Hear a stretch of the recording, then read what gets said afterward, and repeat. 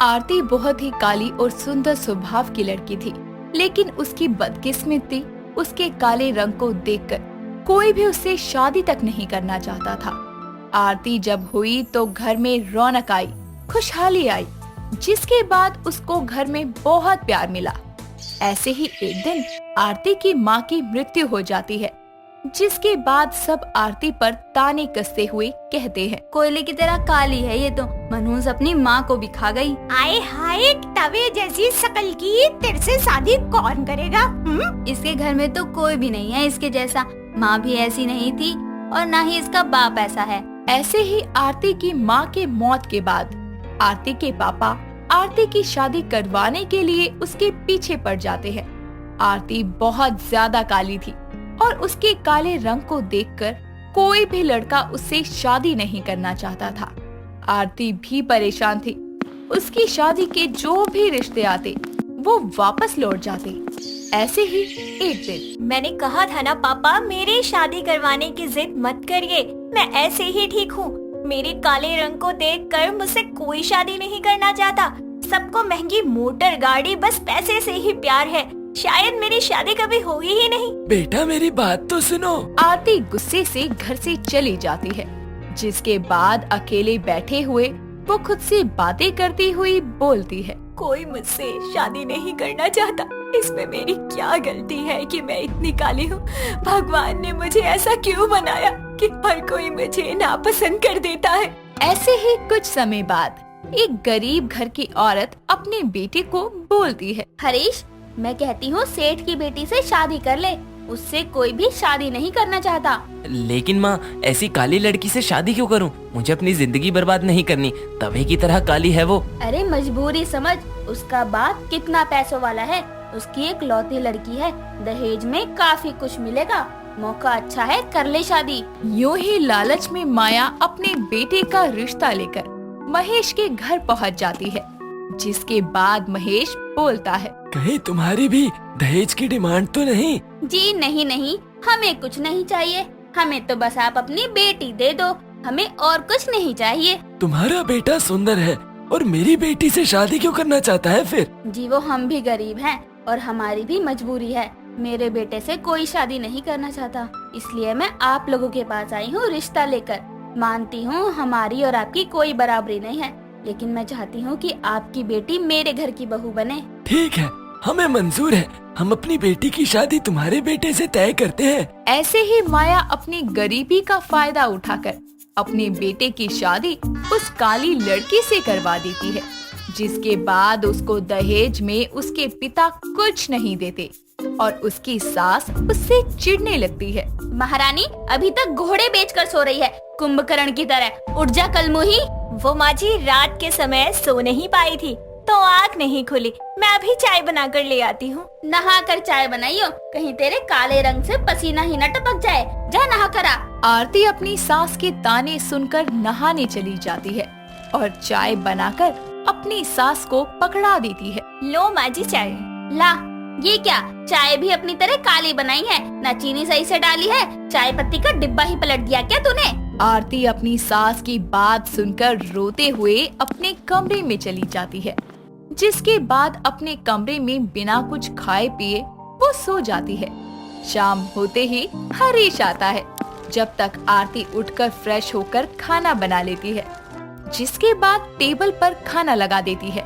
खाना देखकर हरीश बोलता है, ये खाना किसने बनाया है? मैंने बनाया है जी। पूरा खाने का स्वाद ही बदल दिया। तूने बनाया है सोचकर घिन आ रही है। मुझे नहीं खाना तेरे हाथ का खाना। हरीश उठकर अपने कमरे में चला जाता है, जिसके बाद माया अपने बेटे के पास जाकर बोलती है, ये काली कलूटी हमारे पल्ले पड़ गई और हमें कुछ मिला भी नहीं। आपको ही पड़ी थी मेरी शादी इससे करवाने की। किस काली माई को मेरे पल्ले बांध दिया तुमने। अब क्या करे, मुझे लगा तुझे कम से कम कार या कुछ प्रॉपर्टी तो मिलेगी ही। यहाँ तो 1 रुपया नहीं दिया इसके बाप ने। लोगों को लगता है हमने मोटा पैसा लिया होगा इस काली कलूटी के बाप से। अब मैं क्या करूँ? मेरी तो कर दी तुमने जिंदगी बर्बाद। तू चिंता मत कर, इसे यहाँ से भगाने का मैं कुछ सोचती हूँ। ऐसे ही सब अलग अलग जाकर सो जाते हैं। यूं ही अगले दिन आरती अपनी अलमारी से साड़ी बाहर निकाल कर रख देती है और हरीश को बोलती है। सुनिए, जरा ये साड़ी देखना, मुझ पर कैसी लगेगी?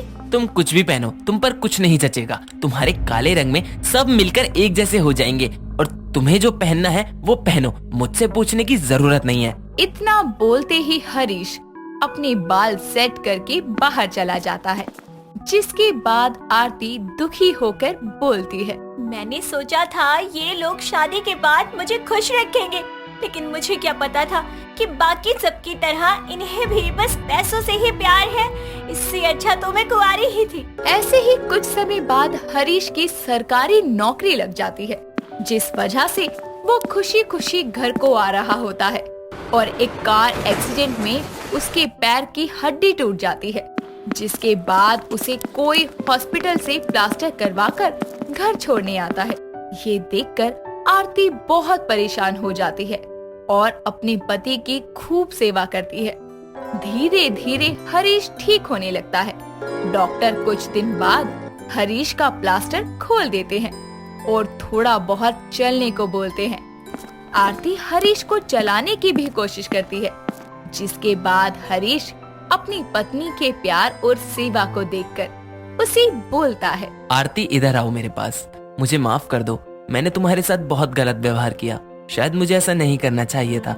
इंसान के भगवान ने 2 ही रंग बनाए हैं, एक काला और एक गोरा। देखने का नजरिया खुद का अच्छा होना चाहिए। दोनों ही रंग बहुत अच्छे हैं। भगवान की बनाई चीज कुछ भी गलत नहीं है। मैं अपने बुरे स्वभाव के लिए माफी चाहता हूँ। मैंने तुम्हें समझने में काफी देर कर दी। तुम मन की बहुत साफ हो। आप मुझे चाहने लगे, यही मेरे लिए काफी है। और कुछ भी बोलकर मुझे शर्मिंदा ना करो। मुझे हमेशा आपका साथ चाहिए। ऐसे ही हरीश ठीक होने लगता है और अपनी पत्नी को समझने लगता है, जिसके बाद माया अभी भी अपनी बहू से चिढ़ती ही थी। कुछ समय बाद हरीश और आरती घूमने जाते हैं, जिसके बाद दोनों को एक साथ देखकर कुछ औरतें बातें बनाती हैं। अरे काजल, देख यार, कितनी काली है ये। इसने इसमें क्या देख लिया?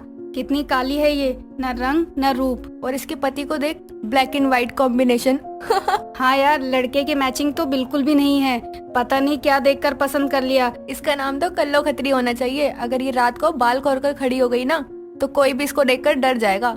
ऐसी काली लड़कियों को इतने हैंडसम और स्मार्ट पति मिल कहाँ से जाते हैं? हमें तो कोई नहीं मिलता। हाँ यार, मुझे लगता है इनको बढ़िया पैसे मिले होंगे, बढ़िया दहेज मिला होगा, तभी तो कर ली होगी शादी। ऐसे ही गली के लोग दोनों को देखकर बातें करना शुरू कर देते हैं, जिसके बाद हरीश और आरती घर आ जाते हैं, जिसे देखकर माया बोलती है। कहाँ डोलने गई थी? तुझे पता नहीं है घर में कितना काम है? और कहाँ से लेकर आ रहा है इस कल्लो को? वो मम्मी, मैं ही लेकर गया था। इसे कुछ मत बोलो और ना ही कल्लो कल्लो करो।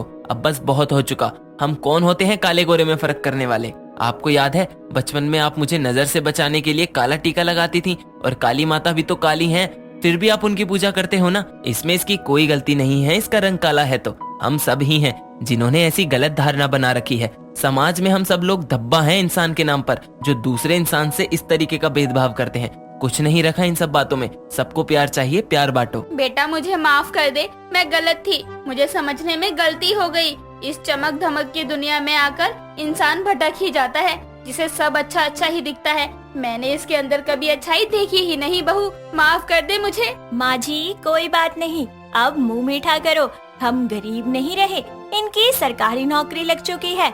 अब हम सभी अमीर परिवार हो गए हैं। सच में तू काली माँ का रूप ही बनकर हमारे घर में आई है। तूने तो हमारी किस्मत पलट दी।